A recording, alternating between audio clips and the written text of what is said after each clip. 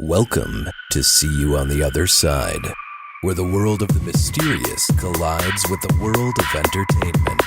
A discussion of art, music, movies, spirituality, the weird, and self-discovery. And now, your hosts, musicians and entertainers who have their own weakness for the weird, Mike and Wendy from the band Sunspot. Well, I feel like we're coming off a high today, Wendy. Oh my gosh, I agree. Yeah, it's like it's a come down from the Michigan Paranormal Conference. It was a particularly rough Monday. Yes. Knowing all the fun that we'd been looking forward to is over until the next time. So, yes. And also a big weekend. It was a lot of fun. So the Michigan Paranormal Conference is in Sault Ste. Marie, Michigan, everybody. So that is basically in Canada. It's the top. It is north, yeah. Yeah, it's the top of the UP. We could see Canada. Yes, we could see Canada from the downtown, and they got to be at least 1,000 people there. I think there was over 1,000 people there this year. It was a big crowd, and he did say that it was the biggest one they'd had yet. And it was a pretty amazing convention. So, like, speakers from, Katrina Weidman from the Paranormal Lockdown, who Wendy and I interviewed for the Milwaukee Paranormal Conference. If you guys are Paranormal Lockdown fans, she was there, as was Nick Groff from Paranormal Lockdown. Yep. The Tennessee Wraith Chasers were there from Haunted Towns. And actually, their new show, they're doing live ghost investigations in the new show. That's brave. They don't tell you. I was talking to Scott Porter, who's been on the show, and Scott Porter's their historian. Like, he's their main researcher guy. And the Tennessee, they're all kind of like buff dudes. Like, the Tennessee Wraith Chasers are like, they work out a lot. They do. They look like they're working out. But they're doing a live ghost hunt on TV on their Haunted Towns show. And what they're going to do is they're not going to announce where they're going to be until they go there. So it'll be a surprise where they're going to be. Wonder how that's going to go. Well, that's what we're going to find out. Yeah. He was talking about, it's coming up soon. And so I said we'd interview him and talk about how it's going and things like that. And maybe when they have a specifically interesting experience, he's like, oh, yeah, come on, talk about it. So that's cool. We'll have to talk to more of the Tennessee. So they were at the convention, and Grant Wilson was there from the Ghost Hunters. Also, the Ghosts of Shepherdstown. So Elizabeth Saint was there along with Nick Groff. The Kindred Spirits, Amy Bruni and Adam Berry were there. Oh, Josh Gates was there. I was just going to say, let's not forget the big name. Yes. But he didn't actually present anything. He just was there to sign autographs, meet and greet. But I was a little disappointed because I was hoping he'd present something or, give a talk. Like bring the head of a boar or something. Like, I killed this boar. I mean, he's got to have so much to talk about. Right. Like I'm sure it'd be fascinating to see him present, but... Like, he probably... Like, how most people have a lucky rabbit's foot, he probably has a lucky Bigfoot's foot. Right. Bigfoot. Bigfoot's foot. So, no, but Josh gets there and actually... And my sister confronted him in the elevator. And I love that story. That she sees Josh Gates in the elevator. So we stayed in the casino this year where they have the convention, and so you never knew who you were going to be in the elevator, and it was usually going to be somebody weird, but because everybody was weird there, and that was great about it. Beautiful. And so my sister Allison, she sees Josh Gates. They get in the elevator with Josh Gates, and he's just like hanging around, and she's talking to her husband Scott, who's a big Josh Gates and Expedition Unknown fan. That's perfect timing. Right there. She's on the phone with her husband, and he's like, put me on speakerphone. And so she puts it on speakerphone, and she's like, hey, Josh, nice to meet you. And he's like, oh, yeah, hi, thanks. And then on speakerphone, just her husband's like, Josh, I love you. Like screaming it. Oh, man. She said he took it pretty cool. He seemed pretty nice. Yes. I saw him walking around in the vendor room, one of our favorite places to hang out. Yes. The quality of people at the convention was exceptional. Yeah. Including the musical entertainment Sunspot on Saturday night. That was an yes, that was definitely the highlight for me. Right. We also saw Greg and Dana from the Traveling Museum of the Paranormal and the Occult, and they had their brand new tent that they recently started touring with. So It's kind of a new setup for the museum, and I thought it was very, very well done. It looks like a tent from the desert. It's like you could take it. It's really cool. Like an oasis tent or something. Like you open it up and there'll be a camel inside looking like... Whoa. Yeah. And it's got a bunch of new artifacts in there. And so that was fun to see some different things compared to last time. I'm trying to think who else. Oh, Lauren Coleman. Yeah. Lauren Coleman was there. Lauren and Coleman. Linda Godfrey. It was a murderer's row of See You on the Other Side past guests. It was amazing. It was really cool to meet a lot of those people and also to talk to many future potential guests, because everybody that I talked to was like willing and gung-ho to come on the show. So yeah. Many of the names that we just mentioned, some of the ones that we haven't interviewed yet, I went up and said hello and just, threw it past them. Yeah, no, absolutely. A lot of the people. And Dave Schrader and Tim Dennis from Darkness Radio were there, and obviously Tim Dennis is like one of the coolest guys and always got good, like funny things to say, and that was a pleasure talking to him. But I really enjoyed the time we spent with another guest who's been on the show, John Tenney. Yeah, his presentation was amazing. Yeah, and so here is the point, and I heard this, and I kind of wanted to talk about it more, and I want to talk about it with everybody I met, and I think we should do a whole show on it sometimes because it's really interesting. Is that so? In his presentation, like he didn't even need a movie or like anything behind him. He was just able to just let it all out, and he's just going right. He didn't have into a PowerPoint presentation like almost everyone else did. He just talked or spoke, I should say. Right.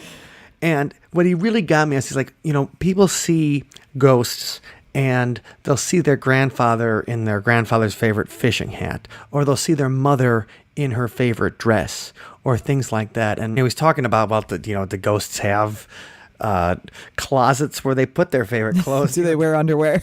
Yeah, right. The ghosts wear underwear. That whole idea, that they're wearing these outfits, because wouldn't the ghosts just be naked? You don't get to wear clothes anymore. But he talked about, when you think about the amount of energy that it would take to manifest where light would reflect off of you and back to your eye, that's an incredible amount of energy to manifest like that. But one of the reasons you always see them in a way that you remember them is because you have that memory. And instead of them having to manifest something like a spirit in a room for you to actually see, they can just activate that memory in your mind. And how much less energy that would take. And like a brain cell. Right. Yeah, I liked how he went into that. He introduced the concept by saying, everything is inside your mind. Everything that you're perceiving is in your mind. So why would it be that unusual for the ghost to be in your mind? But the fact that it's not outside of you, it's actually inside of you. And then, the spirit or the person or whomever it is just is using that as their way of appearing for you. So I thought that was just awesome. Turns it on. Right, because I just sat there, and there's only so many things that your mind gets blown by it. But I felt like a stoner who just saw like Empire Strikes Back for the first. Whoa, yeah. You mean that's his father? Like that was that kind of mind blowing moment for me. I liked his whole speech because it was so very much kind of I don't want to say childlike, but the wonder of everything around us, the magnificence of how, we're made of stardust. So it took billions of years for each of us to get to the point of like having a Mike Huberty. Right. and a Wendy Stotts. But, and it just made me, his presentation really got you thinking about things and opening up your mind to the possibility of things and what's out there and how amazing everything is.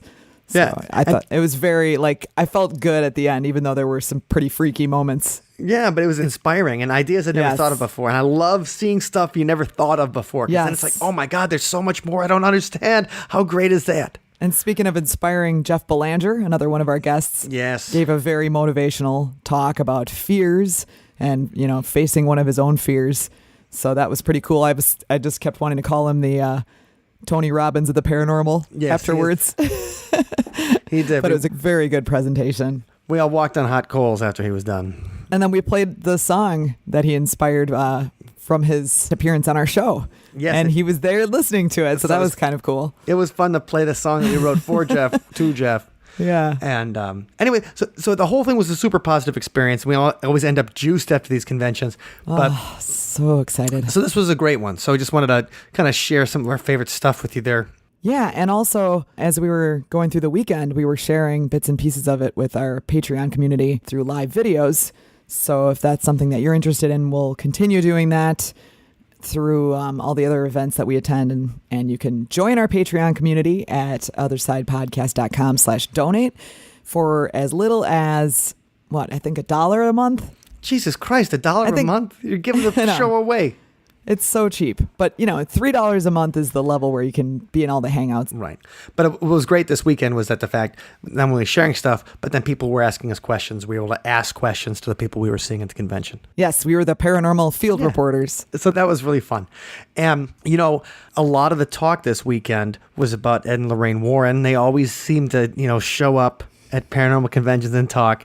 And, Ed and Lorraine Warren, especially because their nephew, John Zaffis, was there from The Haunted Collector. Yep. And also Jeff Belanger grew up like in the same town as Ed and Lorraine Warren. So he was able to check out the museum and everything when they were around. And the thing is, so they came up a bunch, and they're going to be coming up even more because the new movie's coming out, The Nun, which is a continuation of the Conjuring universe. And so if you guys remember in The Conjuring 2, which is the last time we really discussed Ed and Lorraine Warren, in The Conjuring 2, outside of the ghosts that they're dealing with, also Lorraine Warren is being stalked by an evil nun. And she has like a premonition of the nun when they're at the Amityville house, and then and then the nun like attacks her in her home, and when dealing with everything. And so the evil nun is a scary part of The Conjuring, and they're making a whole movie called The Nun that comes out. Very originally named.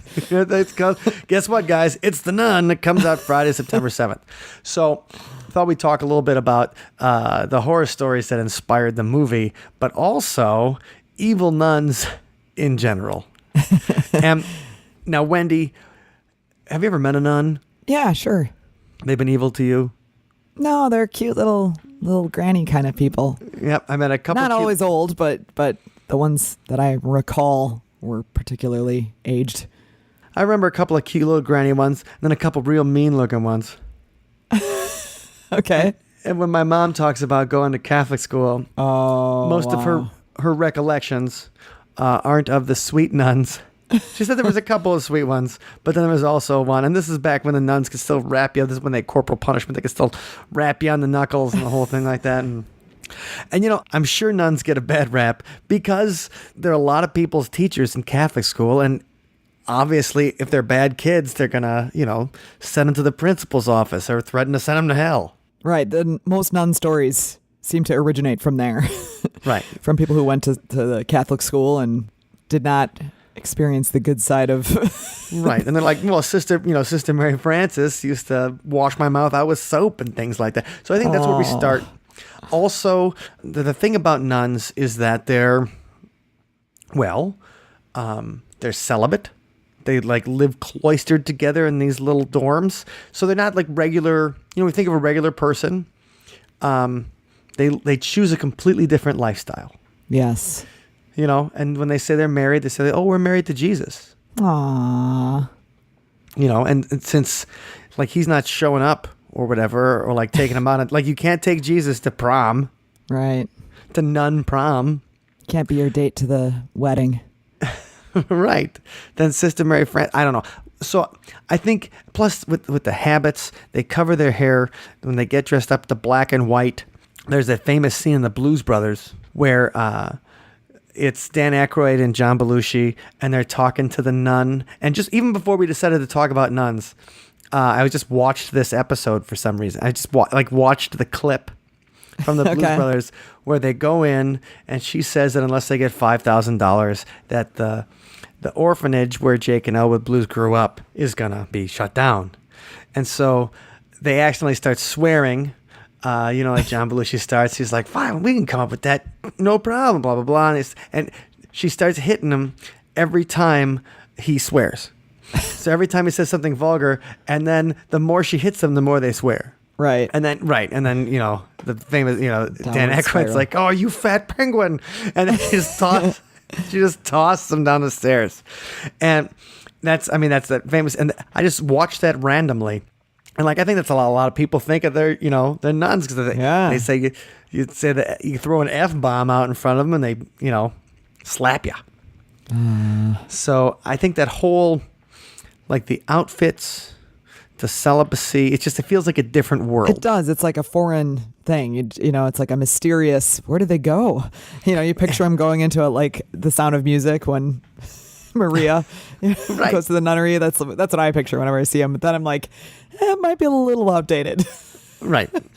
Well, and it's also ancient societies. And we're going to be talking about some of the ancient stuff today. And the thing is, there's so much about religion, especially Christianity. There's a lot more mystical aspects of it in the history of it than we realize. And that, when we talk about these ancient orders and the different orders of nuns and monks and stuff, a lot of the basis of these things are from saints who might have delved into magic. And I thought this was interesting because so when I was confirmed as a Catholic, when I was 17 years old, I picked as my confirmation name Cyprian. Cyprian was a confirmation name. And I thought it was just a good sounding name. And it was a soft Cyprian with the rest like Mike. I was I was going for something different with the hard like consonants that were in my name. Robert, Michael. And I'm like, Cyprian sounds nice. It kind of changes it up. And so that's the reason I picked it. Then I thought he had a cool story when he was like eaten like by lions, like the Romans like fed him to the lion, they beheaded him. They beheaded him very publicly. Yeah. And then I go on to discover that there's this whole like order of Saint Cyprian of Antioch that deals in the fact that he was a conjurer and a magician. Cool. At the same time. And then I'm like, well, you can't have magic when you're a Christian, right? Because they don't even like the Ouija board. They're like, oh, Ouija board. They don't even like Dungeons and Dragons sometimes. They think Dungeons and Dragons is dangerous. What are they going to think about, doing magic? But then you see, oh, there's a whole tradition of magic in Christianity. That's kind of where we're going with this story with the evil nuns. And why are we doing that? Because the nun in the movie, The Nun, is based on a demon by the name of Valak or Valak, it's written along, it can be spelled V-A-L-A-K as they're doing it in the movie, but it can be spelled V-A-L-A-C, V-A-L-E-K. It's a famous demon. And I'm like, well, that's kind of cool, but why is it a famous demon? Like, where did it come from? What did it do? How do you get to be a famous demon? Right. What did it do to get so famous? Right. Well, we find out that there were these grimoires, which means spell books. So there's these grimoires from the Middle Ages where they would tell you how to conjure a demon and then how to like make it do your bidding. Ooh, okay. So that's what these magicians would do. And even like, there's the famous John Dee, who was in Elizabethan times. King James wrote a book on demonology himself. So one of the English kings. So the English are really into demonology, where they're conjuring demons, the idea, and then asking them to do their bidding, but they're doing it in the name of like Jesus. So they're saying like, you can't touch me because I got Jesus on my team. I feel like growing up, going to church every week, if I would say to the priest like, hey, what do you think we conjure this Valak character and see what happens? Yeah. See if we can get him to do our bid. So what Valak was good for was finding lost treasures. Ooh, that's fun. So people would call Valak to find lost treasures. And he's in this book called The Lesser Key of Solomon. And so, well, what's the Key of Solomon? All right. It's like a Star of David inside of a circle. And supposedly, now this isn't straight up in the Old Testament, but so if you guys don't know who King Solomon is, you might know the story of David and Goliath. Okay? So there's these giants beating up on the Hebrews in ancient times, and David becomes like a Jewish hero by killing the giant. He eventually becomes king of Israel. And then he does this whole thing where he sees a girl taking a bath, has her husband killed in a war, marries her, and has kids. Well, one of those kids is Solomon. Solomon grows up to be the next king of Israel. And when he becomes king of Israel, he's known for being very wise. He's the guy that said they should cut the baby in half, which is a fun Bible story. Oh, it's so fun. Where two women come to King Solomon, and they ask him, they both say that they're the mother of the child. And he says, well, let's just cut the baby in half so you can have both. You both can have it. And then one of the mothers is like, no, of course not. She can take it. And then he decides that's the real mother because she's the one who cares more of her babe. So that's the wisdom of Solomon. He's going to be very wise. So that's just a little, like, that's King Solomon. That's what he did. You know, he's King of Israel, son of David. He builds the temple, the first temple in Jerusalem. Okay, why is that a big deal? Because during, like, between the 1st and 5th centuries, somebody writes it's not necessarily a non-canonical Christian book, but somebody writes this book in Greek called the Testament of Solomon, how he captured a whole bunch of demons and made them work to build his temple. Whoa. Like, he hired demons as a contractor. Oh, man. Like, he hires the devil as a contractor, and that's who he gets to work on the thing. And I'm not sure how much he paid. I bet they're really expensive. Like, might cost you a soul or two. Right. Well, the thing is that in the story, the idea is that he gets this ring from God, and the ring has this seal of Solomon, this circle with the Star of David in the middle, and the ring has this seal, and it's a magical signet, a symbol that allows him to control these demons. And so that's the idea. And this becomes an idea in not only like Jewish mysticism, like the Kabbalic tradition, and Christian mysticism, it becomes Islamic mysticism as well, because Solomon's in the Quran and everything. So that's this ring of Solomon for him to hire demons to build the first temple. There's this seal. So the whole idea is, let's name the demons who he, and there's 72 demons. Wow. That he hires. Not hires, but he controls. Quite a team. He conjures them to build the temple. And one of the demons is Valak. So Valak is originally portrayed as a baby with wings, so like a little cherub. Little Cupid. Yeah. And he's like a little Cupid riding like a dragon with 2 heads. Oh, wow. Cupid just got powerful. Cupid just got scary. It did. And it's funny because in this Lesser Key of Solomon, he's calling different people kings, barons of hell. This guy's a duke of hell. Valak is the president of hell.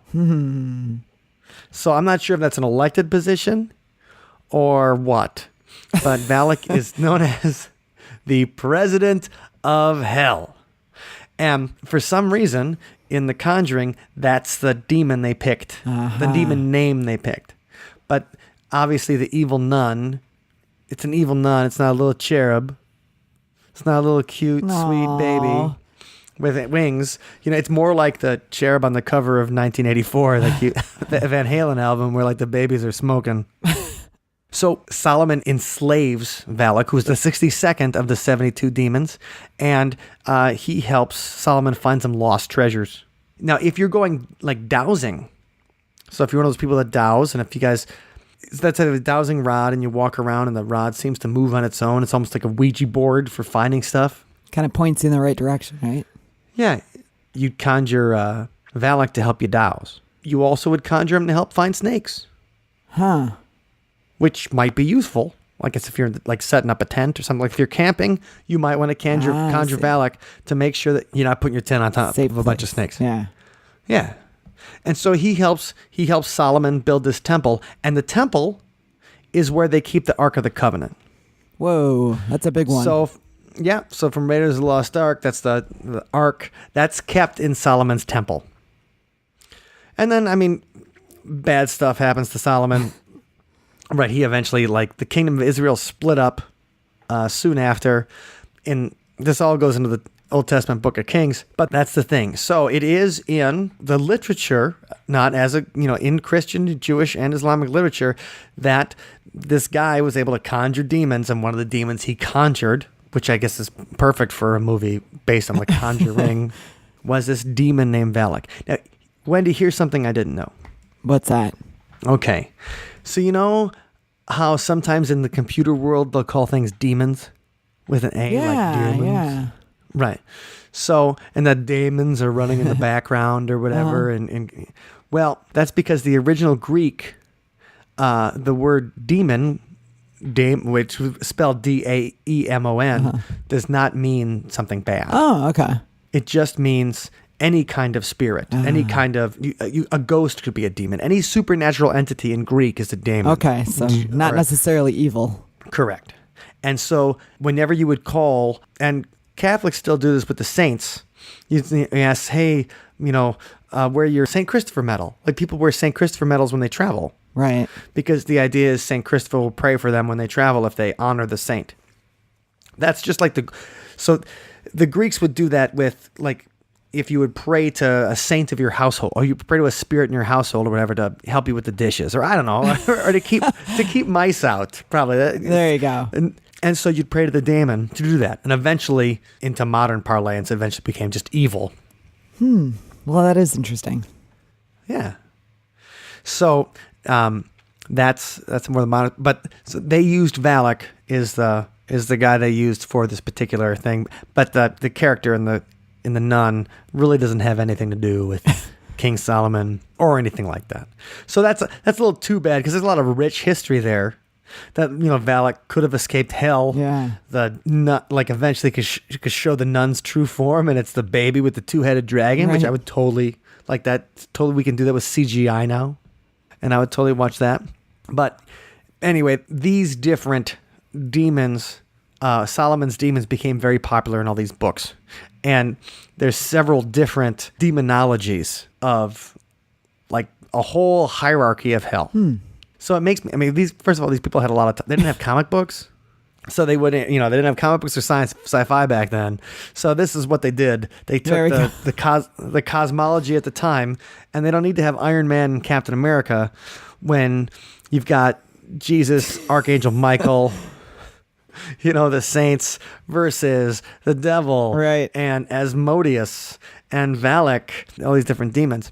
There's a movie called John Carpenter's Vampires. Okay. Came out on Halloween of 1998. Oh. So that's going to be 20 years old. I remember that because we had a Halloween party at our house in college. And we went to go pick up dry ice, go see John Carpenter's Vampires, and then go bring the dry ice over. Now that's a day. That's a good day. That's a good day when you can get dry ice for your Halloween wop. If you guys don't know what wop is, it's a drink made of vodka and every fruit juice you can find. And you put it in a gigantic tub, and then you take a cup, and you kind of dip it in the tub. Some people make it in a bathtub, which seems disgusting. Like, you really got to scrub that tub before I'm going to dip my cup in there. Even though the vodka probably kills everything. Anyway, it's WAP is short for Wapatui. I don't know why anybody calls it Wapatui. Maybe Wapatui will get its own episode. It sounds like a magical elixir. Yes, but when you put all that fruit juice in, it doesn't matter what kind of vodka you get, because people always get the cheapest vodka possible. Yeah. It was popular when we went to college 20 years ago, and I'm sure not much has changed in the meantime, because I don't know if WAP technology has gotten better in the past 20 years. So WAP technology. So that's the story of Valak behind The Nun and The Conjuring. So I'm excited to see the movie. I like all the Conjuring movies. I think they're really well done. Yeah, should be cool. But those aren't the only evil nuns around, Wendy. Ooh, what? That's there's others beyond just the Catholic school stories that we hear from our friends? That's right. There's nuns who are evil past that. And so I think the next interesting ones, when I was reading about, were the devils of Loudun in France. Okay. Ooh.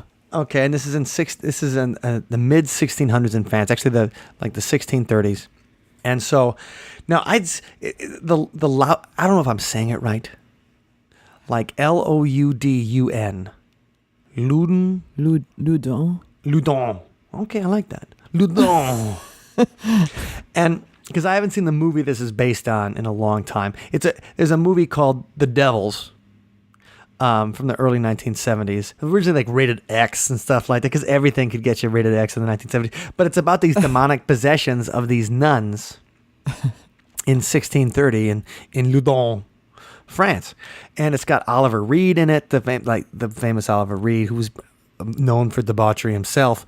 Vanessa Redgrave. It's directed by Ken Russell, who directed Gothic, which we talked about in a previous episode. Gothic was based on the story of Mary Shelley and that big party they had in Lake Geneva in 1817, the year without a summer. But the thing is, the Loudun. I know I'm butchering it because I haven't seen a movie in a really long time. But here's something I didn't know. I didn't know that the movie The Devils was based on a book, The Devils of Loudun, written by Aldous Huxley, who wrote number one, Brave New World. And he also wrote a book called The Doors of Perception about his experiences with mescaline. So mescaline is the active ingredient in peyote. So he goes in the 1950s and hears about all these things about and psychedelics are making a comeback now too. Like everybody's totally. Like Michael Pollan's book on psychedelics. Like everybody's into psychedelics now. Yeah. But Aldous Huxley is way ahead of him. And so he's doing it in the 50s, and he talks about the transformative experiences he has. And we'll have a whole episode we have one on LSD, but we'll do a peyote where people, talk to God and Homer, like when Homer Simpson ate that chili pepper on The Simpsons. And then there's his spirit animals, a dog with the voice of Johnny Cash. Yeah, it was a good one. Yeah, that's one of my personal favorites. So mescaline is the active ingredient in peyote. And so what happens is that he writes a book called The Doors of Perception. And Jim Morrison reads that book. And so that's one of the reasons why the Doors are called The Doors, based on Aldous Huxley's book. Huh. The only one I've ever actually read is Brave New World. I've never read The Doors of Perception or The Devils of Loudun. That's a good one for the trivia bank, though. Keep that one tucked away. That is. The Doors are based on Aldous Huxley's book, The Doors of Perception. Now, what happened in France in the 1630s with these demonically possessed nuns? Well, the main priest in Loudun in 1630s is this guy named Urbain Grandier. And it's spelled Grandier, but everything sounds better when it's said in French. Grandier. Like Urbain Grandier is like when you say my last name is Huberté, you're like, oh, that guy's sophisticated. So, Michel Huberté. Michel Huberté. That fits in with the whole Cyprian theme. See, that's why I went for the soft consonants. So maybe you're French after all. Well, I am actually a touch. But number one, we're connecting it to the topic today because of the nuns, first of all. But second, there's a Solomonic connection as well. Because one of the main demons featured in this possession of all these nuns at this convent was Asmodeus, who's also in the Lesser Key of Solomon. Asmodeus is the king of the nine hells. That's his job. Not the president. Not the president. So the thing is, he's the king. And, I don't know if he gets appointed by Satan, how you earn, he killed the last king. Nobody, Asmodeus, nobody knows. How did he get there? How did he get that job as king of the nine hells? He climbed his way down the corporate ladder. Oh, that's a good one. So what happens is that Father Urbain Grandier is not necessarily the most, when it comes to priestly stuff, let's say he's not the most loyal priestly guy in the world. He's got a mistress. He writes a whole tract on why priests shouldn't have to be celibate. And of course he writes that because he's banging somebody locally. Yeah, right. He's like, and he's really good looking. He's wealthy. He's well educated. He gets to perform every week for everybody as the priest. So he's popular in town. He gets plenty of attention, and they even think he's got a kid. Wow. In town. So, and then he's openly going out with his mistress, Madeleine de Brou. And he's just flaunting it in this town in the 1630s. And that obviously makes him a target. Yes. So he's arrested and he's found guilty of immorality in 1630. But because he was wealthy, he gets back in, and they're like, okay, you're fine, Father Grandier. We'll let you back in. We'll give you a second chance. Well, people start coming to the convent who are representatives of the bishop, and they kind of want to Well, they want to set Father Grandier up because they want to get rid of him. And they think the best way to do that is to find out if he's been involved in getting the nuns possessed by the devil. So what happens is the Mother Superior goes around and starts telling the girls that Father Grandier had bewitched them. Oh my gosh. So they have to watch out. So girls start falling into fits and convulsions. They start speaking in tongues, holding their breath. One girl claims she has illicit dreams about the priest. He appeared to her as an angel, but because he said he was an angel, then he said, "You can have angelic sex with me." Oh no. And right, so she's saying that he appeared to her in her dreams and had sex with her. So he's getting in trouble for having sex in people's dreams. Man. And It's brutal. The girls have like marks on them that they're cutting themselves. And the whole convent is possessed by demons, including several of the demons from the Lesser Key of Solomon, because the girls will say what demon is possessing them. Okay. They're acting crazy. Now, the thing is, are they being are they lying about this? Yeah, or is it just the power of suggestion that's causing them to behave Right. that way unintentionally, maybe? Right, because, it starts with the Mother Superior, Jean des Anges. I'm horrible. I am the worst with Des these. Anges. Okay. Oh, thank you. Jean des Anges. So it starts with her, and she starts reporting the dreams, the sex, she's self-flagellating, just beating herself, and all this stuff. And then it starts happening to other girls. Other girls start reporting dreams. They bark, they scream. Wow. They take the Lord's name in vain. They contort their bodies. Creepy. Yeah. Now this is starting to sound like a horror Right. movie stuff. There you go. So all this stuff starts happening, and they start having public exorcisms. Oh. So like exorcisms with hundreds of people there watching, and the girls would speak in tongues and act crazy. They say they're possessed by Asmodeus, who people think of him as the demon who is most associated with lust. So Father Grandier's, he's dipping his wick all around the town. Well, it's not. He's not doing the priestly thing, and does he deserve to be treated as somebody who made a deal with the devil or as a witch? Well, probably not. But he's doing this stuff all over town, and so they think that lust is going to be, of course, Asmodeus is going to be. He's the demon of lust. And then people also see a demon named Zebulun. That's a cool name. Yeah. And so Zebulun is one of like the Nephilim, like a child of an angel and a demon. Like this whole, all this stuff gets together. Right. And they say that the demons showed up at the convent one time when Father Grandier tossed a bouquet of roses over the convent walls. That all it took were the roses to fly over. And he even tries to do it one of the public exorcisms one time. And says like, you know what? It's not me. I'm not the guy that did it. So he does one of the public exorcisms, but it doesn't change. They're still contorting. This is all still happening. And you find out that one of the people who actually kind of wants this priest out of the way is the bad guy from the Three Musketeers, Cardinal Richelieu. Oh. Yeah, that's right. So Cardinal Richelieu, he kind of wants this, like the fortifications, the walls around the town of Loudun taken down. And there's a specific reason he wants it to do with the fight with the Catholics versus the Protestants in 17th century France. And if you don't remember your Three Musketeers, and it's okay, Cardinal Richelieu was like the guy who was in charge of France when the king was a boy. So the new king was just a kid, and so he didn't have enough experience to be king. So Cardinal Richelieu became like the head advisor, and like they said that he's got mistresses, and he's not a very Christian man. Uh-oh. But he was very rich and very powerful, and so he wants Grandier out of the way too.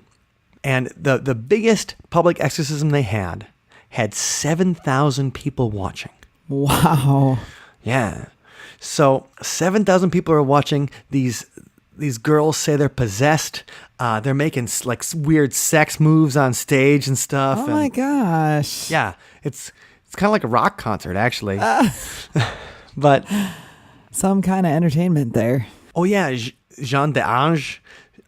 she says that she went through a pregnancy that wasn't real. What? She's like, I thought I was pregnant and I went through everything, but no baby came out. Other demons, Isaac Caron, Astaroth, Grezel, Anand, Leviathan, Behemoth, Beheri, Aesus, Celsus, Achaeos, Satan, Nephilim, Cham, Uriel, and Achas. Anyway, so these girls are saying that these different demons are possessing them. And all this happens in one exorcism. Asmodeus, he's in the middle of possessing one of the girls. And Asmodeus, through the girl, tells one of the priests that Granger had signed a pact with the devil. Ooh. Okay? And he said he could get it. So what happens is this pact appears mysteriously in one of the priest's possession. Like he finds it's, I don't think it just showed up or whatever. Like he probably pulled it out and said, "Oh, you found it." Okay? It's signed by like all these demons and Father Granger. Oh, imagine if you could find that on eBay, how much they'd be worth. What's funny is Asmodeus said that he stole it from Lucifer's cabinet of packs. Oh, he's got a whole cabinet of them. Yeah, he's got a safe full of packs that he's made for human souls. Wow. And so Father Galt is his name, and he says, it's here, I've got it, it's signed in blood. And Asmodeus writes out the promise on the pact that he gives to Father Galt and says, "I promise that when leaving this creature, I will make a slit below her heart as long as a pin, that this slit will pierce her shirt, bodice, and cloth, which will be bloody. And tomorrow, on the 20th of May at 5 p.m. on Saturday, I promise that the demons Gressel and Amand will make their opening in the same way, but a little smaller." And blah, blah, blah, blah, blah, blah. He signs it the 19th of May, 1629. So he promises that these girls will have certain marks on them. Okay. That's written into the pact. And what do you know? It happens. They're written into the pact. They send out the witch hunter and they torture Father Granger. They shave his body. They look for devil's marks on him. And all you got to do is find a birthmark or find a mole, and then you find the devil's mark. Well, this is where with girls, they say this is where the devil kissed. With men, they'd be like, this is where the devil pricked your blood for the devil pricked your blood for the pact. And they find all this stuff, and then they torture Father. They break his legs, and he will not repent. He will not say. Wow. I mean, I think he even admits that he banged a couple of nuns, but he's like, I did not make a deal with the devil. This did not happen.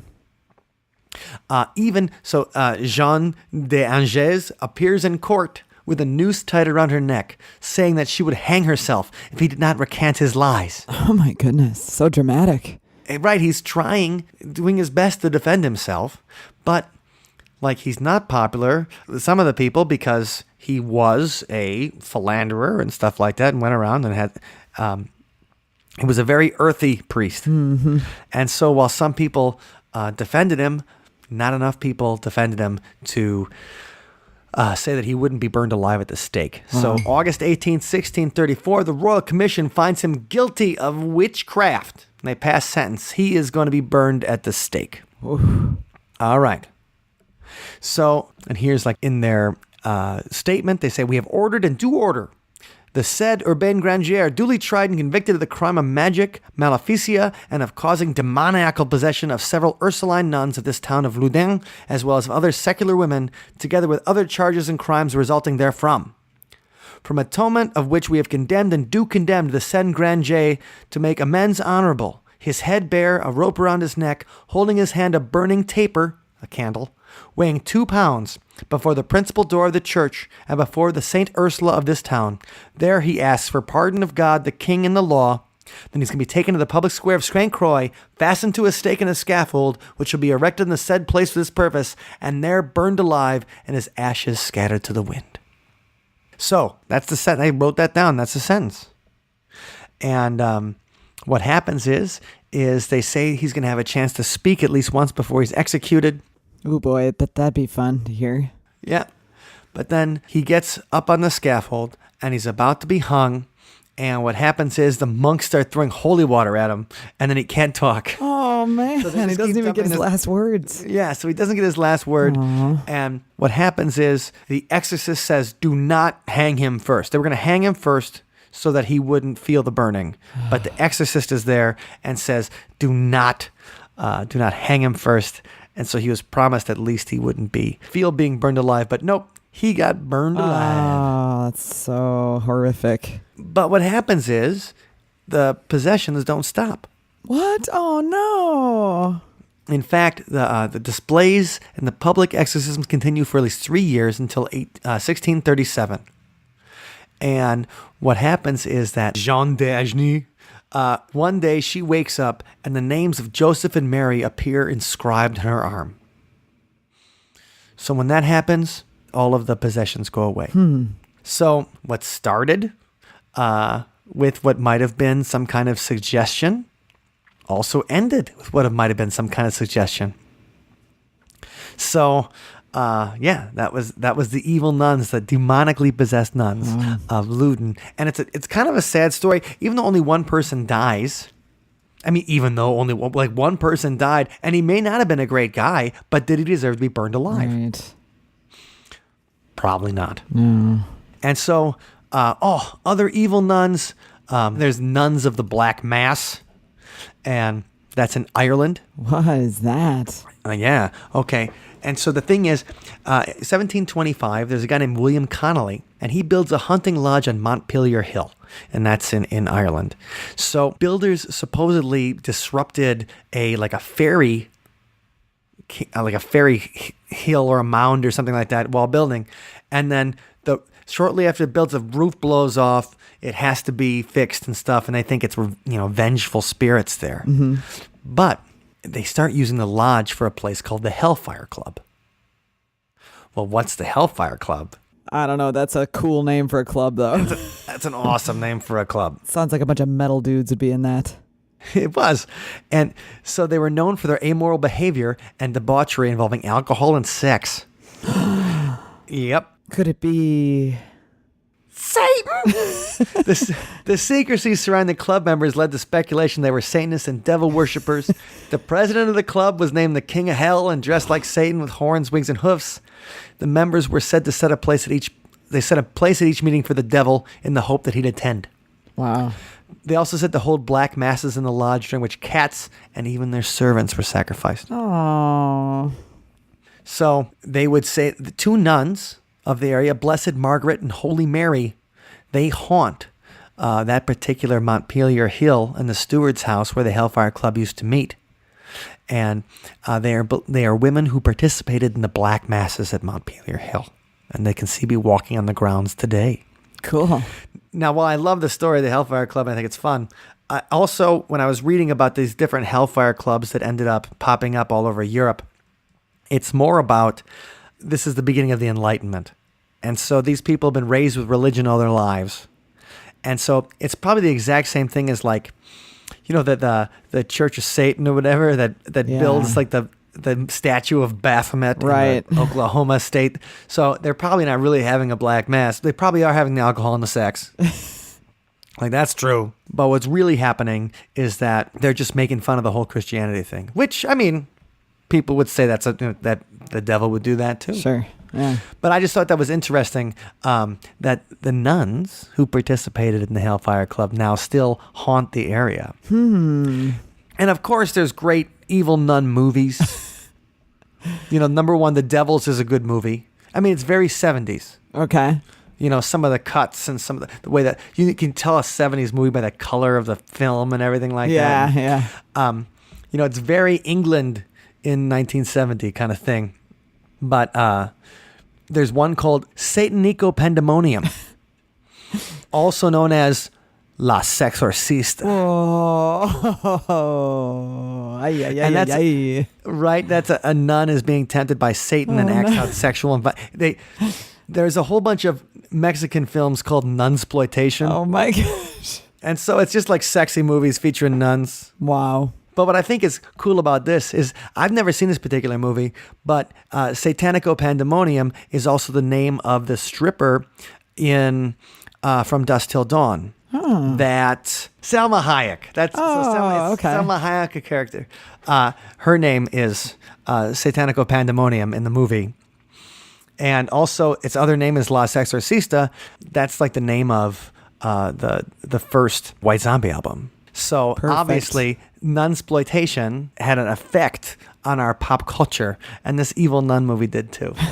Okay, so we have time for one last nun story, and this is actually, I saved it for last because it's not actually an evil nun, but it is related to the director of The Nun. Had a ghost story, had a ghost experience on the set of The Nun. Awesome. We love it when that happens. Yes. So he's on the set, and they film part of the movie at this place called Corvin Castle, and it's actually in Transylvania. Whoa. Right? It's an old Romanian fortress. So cool. The tourists that go there, they say that Vlad the Impaler was imprisoned there for 7 years. So Dracula, the real-life Dracula's been there. It's been on Ghost Adventures. It's been on Most Haunted. So this is where they're shooting part of the movie, and they're shooting in this dark maze-like part of the fortress. And so I transcribed the story he tells from the video, so I can read it to you here today. I'm not going to say it in his English accent, but he's got like a Cockney style accent, so it's really fun awesome. to listen to. He's like, right, it's incredible. But so the sequence is called The Corridor Crosses, a 200-foot long corridor, deep, dark, dank, dripping wet. And to get it, you got to go down into like a T-junction. So where I was situated, I had to be out of the camera shot, and the camera is going up and down this corridor. I was situated in one of these cells, and it was literally a corridor to a pitch black room. There was crew, but the only light down there is the light we bring. It's very moody and atmospheric. There's crosses hanging all through it, and there's a lot of mist. There's a mixture of what we brought, but it's also very based in the reality of the place. I go into the room, and I see the two guys from the crew. They're probably sound department, and they're sitting a little further back in the dark. I said hi, and I think they must be Romanian, because we have crew members from different countries that don't always speak the language. And he's like, I was focused on the film, and I turned my back, and I sat with my back to these two guys. I'm watching the monitors, and we were running the takes, and it was a complex shot with the camera. We had spirals and tracks, and it takes a while. Half an hour later, I'm sitting in the darkness with these two guys there, and I finally get the shot. You know, when you get the take, you get up and go, oh, fucking great, you know? And I get up, and I turn to these two men, and I say, oh, did you see that? And then I turned around, and there was just no one in the room. And there hadn't been anyone in there at all. There's no way they could have come out. I'm sitting here, the room is behind me, and the door is just, he points in front of him. The door is in front of him. I saw them on the way in, and I felt like they were there the whole time. So he tells that story at the Comic-Con this year. Cool. That's awesome. Yeah. So there was a ghost experience on the set of The Nun. Will the ghost make it to the final celluloid? Oh, that'd be so great. Well, what a cool place to film, too. I mean... Yeah, can you imagine Corvin that? Castle is when you look at it's at least, I mean, it's one of the most beautiful castles in Europe too. Like, it's a crazy, awesome castle. So we're gonna have to do an episode live. From Corvin would that Castle, ever be fun? But The Nun coming out September 7th looks pretty good. I'm gonna go see it. Cool. I will too. And we'll let you know what we think. Hey, that just reminded me, one of the recent movies that we watched with our Patreons was that Veronica. Oh yeah. And there was a creepy nun in that one. There was. No, she wasn't evil. She was actually good. Yeah, but she was scary. Oh yeah. But yes, you're right. She wasn't evil. No, she was. A lot of people think we're evil in that movie, but that nun wasn't. Anyway, Veronica's a great movie. Yeah. And so what we'll do is with our Patreons, we'll watch an episode or a TV show or a movie, and we'll talk about it. And then with that one, it was inspired by a real story that happened in Spain. A Spanish police reported the paranormal, and they turned that into a film. And so that's what we talk, kind of stuff we talk about in our Patreon groups. We hang out, and then everybody can contribute, and that's what makes it fun. So, well, for the song this week, got inspired by all of the grimoire stuff, because it all sounds like badass heavy metal. It sure does. Like all those names and everything, and like the pentagram, seal of man. Solomon kind of thing. Yeah. So anyway, for the song this week, we decided to go with the theme of the grimoire and of conjuring demons, and this track is called "The Lesser Key of Solomon."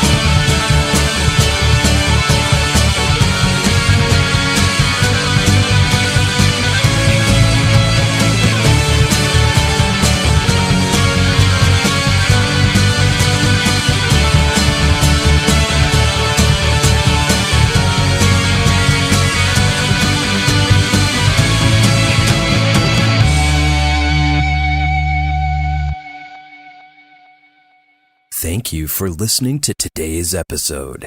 You can find us online at OtherSidePodcast.com. Until next time, see you on the other side. Well, real quick, Mike, we've talked about our Patreon community a lot today, but they're so Absolutely. great. I can't stop thinking and talking about them. And this week we've got a hangout coming up. So stay tuned for that. And it's not too late to join. You could even be part of the hangout, even if you're not yet a member. It's not too late to hang out with us this week in the Patreon hangout. OtherSidePodcast.com/donate is where you can do that. And I would like to thank Dr. Ned. Thanks, Ned. Ned is at the level of sponsorship where he gets a shout out in every single episode. So Dr. Ned says, eat your Wheaties. So everybody eat your Wheaties, everybody. That's right. Have a great week, and thanks for listening. Could it be Satan? The president of hell.